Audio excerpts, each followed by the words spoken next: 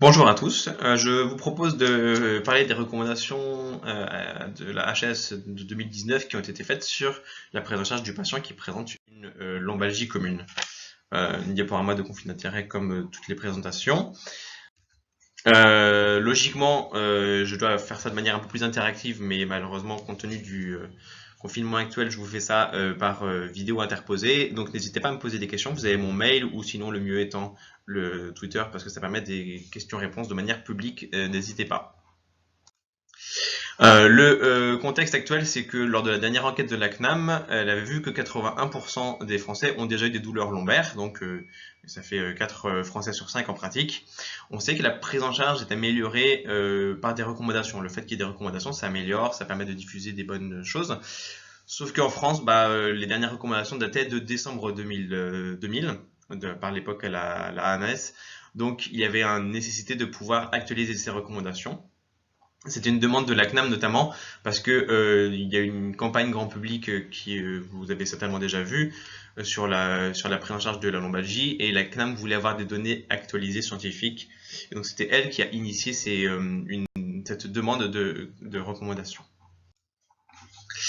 Il existe déjà plusieurs recommandations internationales récentes sur le même sujet. Donc, il y a une méthodologie qui s'appelle Fiche Memo qui a été faite à l'HAS. En pratique, c'est une méthodologie de recommandation qui utilise les recommandations internationales des 5 dernières années et également avec une actualisation des données scientifiques avec une revue systématique des méta-analyses des 3 dernières années. Donc en pratique, on a fait une recherche bibliographique de 2013 jusqu'à décembre 2018 en regardant dans PubMed, dans Embase, et la littérature grise, c'est-à-dire notamment les recommandations des autres pays. En pratique, il y a une note de cadrage qui est faite, qui a permis de définir les différents thèmes qui allaient être abordés. Un groupe d'experts s'est réuni avec des généralistes, rhumatologues, médecins de MPR, des chirurgiens, kinésithérapeutes, urgentistes, psychologues, médecins du travail, ergologues et également des patients. Et à partir d'une synthèse des recommandations et des méta-analyses, un rapport d'élaboration a été créé.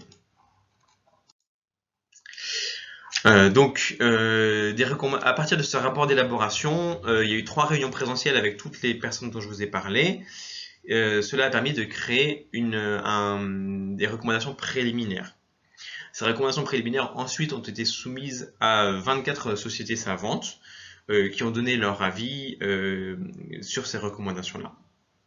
Ces avis ont été revus et rediscutés lors d'une dernière réunion présentielle et pour aboutir au final à des recommandations définitives. Et à la fin, il y a une validation par le comité de la HAS parce que au final, c'est eux qui valident définitivement ces recommandations. Et on a pu également, pour pouvoir bien valider l'accord entre les experts, on a fait une validation également entre les experts pour voir l'accord entre les experts sur ce qu'on avait décidé de manière collégiale pour voir s'il y avait un consensus ou pas et si c'était un consensus faible ou fort. Comme toutes les recommandations, il y a une gradation de ces recommandations de type A si la preuve scientifique est établie, de présomption scientifique donc de grade B, grade C c'est quand il y a un faible niveau de preuve, ou alors quand c'est un accord d'experts lorsqu'on n'a pas d'études qui permettent de valider ça, mais qu'on est d'accord entre nous. À partir de 572 méta-analyses et recommandations qui avaient été identifiées, il y a une sélection qui a été faite et au final il y a 101 références dans le rapport final qui est public. Voici les résultats. Je ne parlerai pas exactement de toutes les recommandations dans le détail parce qu'il y en a beaucoup, il y a 8 pages de texte de recommandations, mais je vais définir vraiment les points qui me semblent les plus importants. Alors, la définition est un point qui change par rapport à pas mal d'autres recommandations et qui est vraiment, qui me semble vraiment fondamental. Déjà sur le terme, on a parlé souvent dans les littératures, on parle de non-specific low back pain. En pratique, ici, on a parlé de lombalgie commune. Parce qu'en fait, on sait que quand on parle de termes de lombalgie non spécifique, les patients comprennent ou interprètent le fait que le médecin il n'a pas compris pourquoi est-ce que là, on a mal au dos. Donc, dire lombalgie commune est mieux compris des patients. Une proposition, alors qu'il n'y a pas une recommandation, qu'il y a une proposition, puisqu'il n'y a pas de consensus à ce niveau-là sur le plan scientifique international, on a proposé de parler de poussée aiguë de lombalgie. Parce que l'idée était qu'on puisse parler d'une exacerbation des douleurs, ce qui peut arriver quand on n'a pas de douleur de fond, ou alors qui peut arriver quand on a une douleur de fond et une exacerbation. Et donc par exemple, on peut discuter de prendre peut-être des anti-inflammatoires pendant quelques jours pour une douleur, juste une douleur aiguë, ou alors pour une exacerbation dans le cadre d'une douleur chronique. Voilà. On a parlé de lombalgie à risque de chronicité, pour des gens qui ne sont pas ou pas encore chroniques, mais pour lesquels il y a un risque, voilà. Il n'y a plus de lombalgie subaiguë, parce qu'en fait, la lombalgie subaiguë qui arrive au bout de 4 à 6 semaines, en fait, c'est juste temporel, et il y a des gens, au bout de 4 semaines, ils sont en train d'aller mieux, et on n'est pas très inquiet. Et d'autres personnes, on sait qu'il y a un risque vraiment d'arriver à la chronicité. Donc ces gens-là, il va falloir intensifier la prise en charge avant d'arriver au stade de lombalgie chronique, qui est une lombalgie depuis plus de 3 mois. Voilà. Et par ailleurs, on a défini également la lombalgie récidivante, c'est une récidive de lombalgie dans les 12 mois.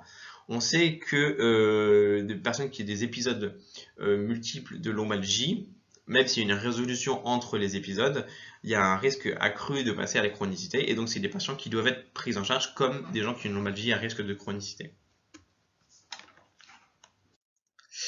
Donc ce risque de chronicité, comment le faire? Ce sont les facteurs de risque psychosociaux. Il y a des drapeaux jaunes qui ont été proposés dans les recommandations afin justement d'établir ce risque. Notamment, il y a les peurs et les croyances, le contexte psychologique, le contexte social doivent être identifiés précocement. Il y a des questionnaires qui existent, par exemple, comme le Startback ou le questionnaire Orebro, par exemple, qui peuvent être utilisés. L'imagerie est quelque chose qui est souvent beaucoup débattu dans la lombalgie.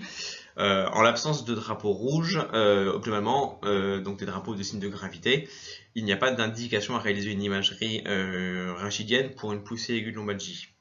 C'est important même d'expliquer aux patients pourquoi est-ce qu'une imagerie n'est pas nécessaire. On sait qu'en général, dans un premier épisode de lombalgie, si on fait une IRM, je ne parle pas de lombocytique, je parle de lombalgie, l'IRM est normale. On a dit que en cas de lombalgie chronique, donc au-delà de 3 mois, quand même, on peut discuter, il est recommandé de faire une imagerie. Et dans ce cas-là, si on fait une imagerie, le plus logique est de faire une IRM, ou si l'IRM n'est pas disponible, un scanner. Les radiographies n'apportaient pas ou peu de choses utiles, sauf certains contextes très particuliers comme les troubles statiques ou chez les enfants, pour la scoliose. Et il est important quand on fait une imagerie d'expliquer l'absence de corrélation systématique entre les symptômes et les signes radiologiques. Et il faut dédramatiser les différents termes médicaux qui sont utilisés parce que on sait bien qu'on trouve un certain nombre d'anomalies chez des gens qui sont asymptomatiques. Et donc, ces anomalies vont générer de l'anxiété chez les patients, vont favoriser la peur de bouger. Et donc, il est important d'expliquer que, par exemple, le fait qu'il y ait une dégénérescence discale, quand on a 40 ans, il y a ça chez 68% des gens, uniquement quand on prend des gens qui n'ont pas mal au dos. La prise en charge, elle doit être centrée sur le patient et notamment elle doit être prendre en charge donc pas juste une lésion anatomique, c'est le bio, mais aussi toute la partie psychologique et sociale. S'il y a un problématique au travail notamment, on sait que c'est des facteurs de risque de chronicité par exemple. Il est important déjà de délivrer une information rassurante quant au pronostic parce que l'évolution est en général tout à fait favorable en quelques semaines.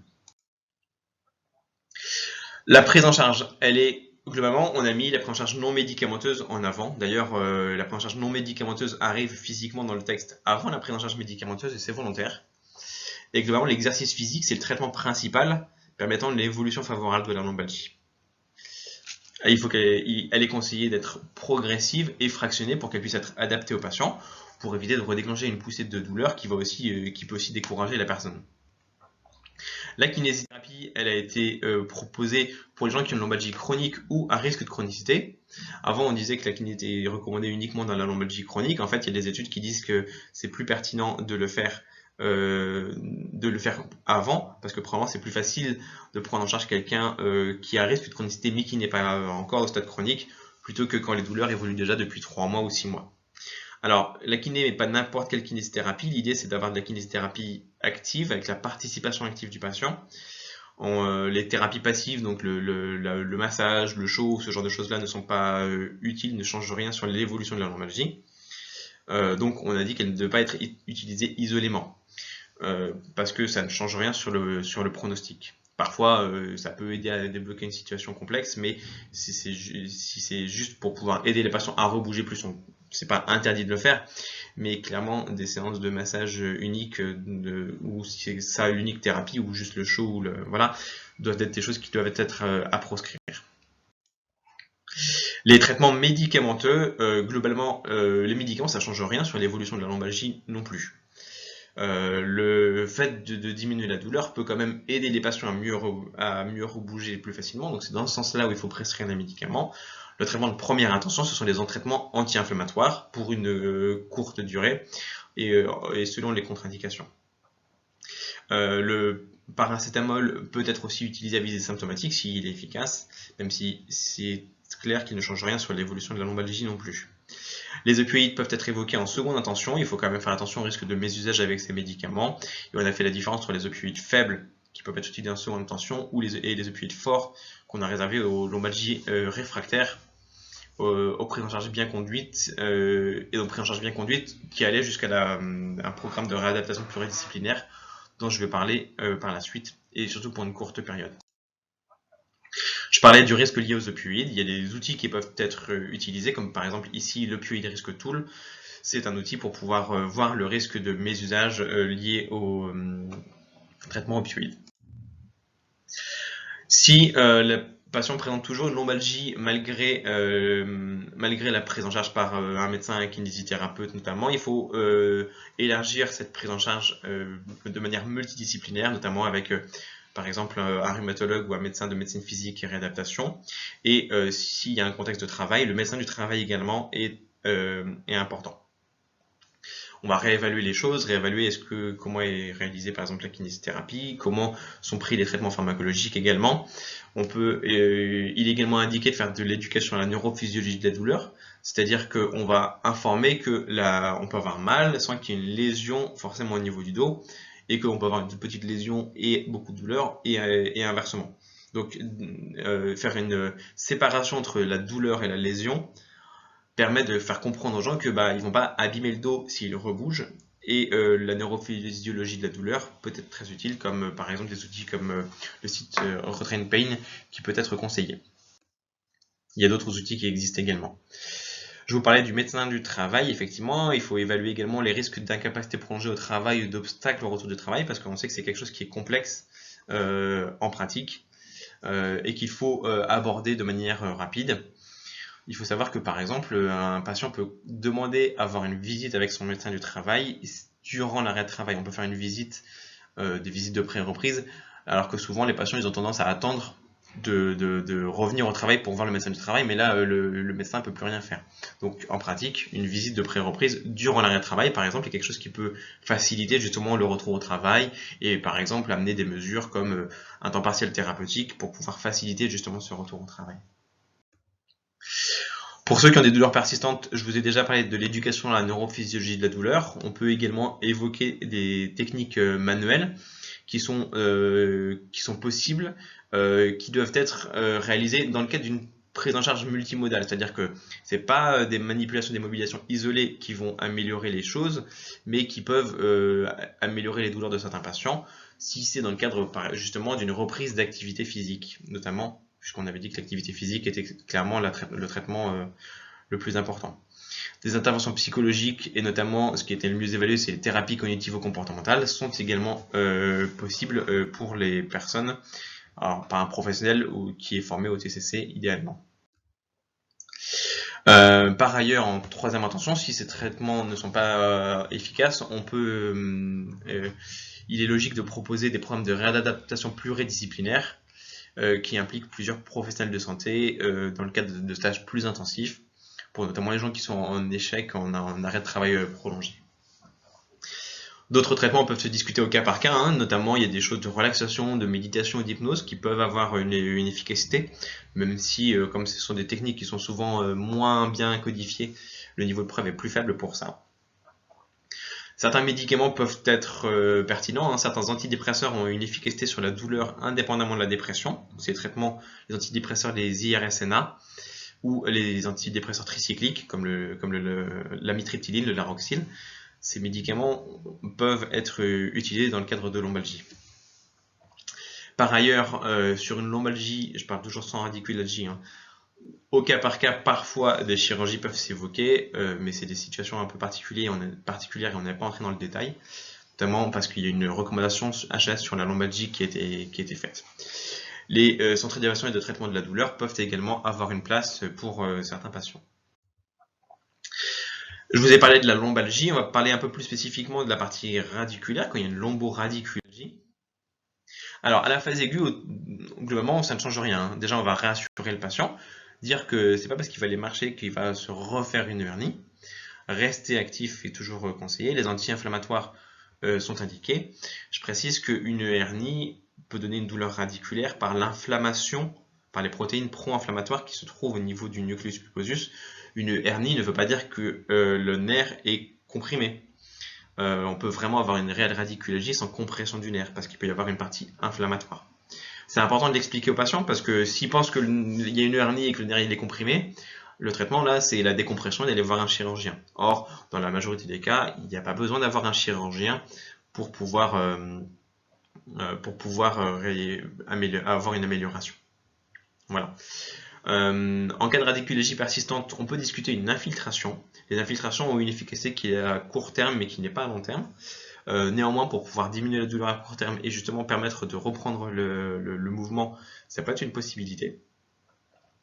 Si on envisage une infiltration, il est pertinent de faire une imagerie rachidienne. Donc là, on n'est pas dans le cadre, on ne va pas attendre les 3 mois, on va faire une imagerie rachidienne avant de réaliser une infiltration pour être sûr de ne pas avoir une étiologie autre, parce qu'il y a de rares cas de contre-indication aux infiltrations. Dans ce cas-là, on va réaliser idéalement une IRM.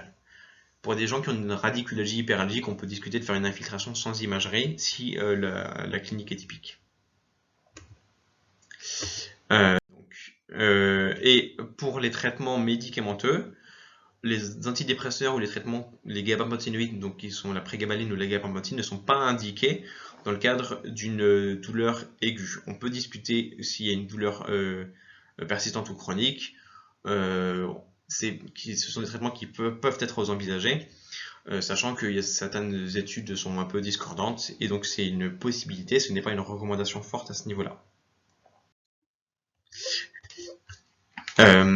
Donc un algorithme a été défini pour définir toutes les professionnels qui intervenaient. Donc initialement, il y a un diagnostic de lombalgie commune qui est facile, il n'y a pas de drapeau rouge. Il est important, dans le cadre d'une lombalgie commune, de faire une réévaluation des symptômes au bout de 2 à 4 semaines pour pouvoir justement identifier les patients à risque de chronicité. Pour ces patients-là, donc il y a la réévaluation globale et la prise en charge multidisciplinaire qui est nécessaire. Et là, on a séparé la partie radiculaire de la partie lombaire. On fait une réévaluation de nouveau parce que pour les personnes qui ont des douleurs qui persistent, il faut avoir une réévaluation justement pour une prise en charge plus intensive sans attendre d'être arrivé à 3 mois ou 6 mois ou 1 an de douleur. Et donc c'est ce que je vous ai défini sur les traitements qui pouvaient se faire pour la partie lombaire, radiculaire ou alors au cas par cas. Au final, on a vu que globalement, ces recommandations-là, donc il y a eu 32 recommandations qui ont été formulées, qui ont toutes été jugées comme appropriées. Il y avait un consensus fort pour 28 recommandations et faible pour 4 de ces recommandations. Globalement, on a insisté sur le fait qu'il était nécessaire d'avoir une information rassurante parce que globalement, l'évolution est en général favorable et cette information rassurante va aider les gens à aller mieux. On a découragé l'indication à réaliser des imageries rachidiennes. On a souligné beaucoup la partie sur l'activité physique et sur le traitement non médicamenteux, ainsi que sur la prise en charge des patients à risque de chronicité, parce qu'il valait mieux les prendre en charge précocement plutôt que arriver déjà au stade chronique. Voilà, j'ai mis quelques petites brochures qui pouvaient être disponibles, qui pouvaient aider par rapport à la prise en charge des patients lombalgie.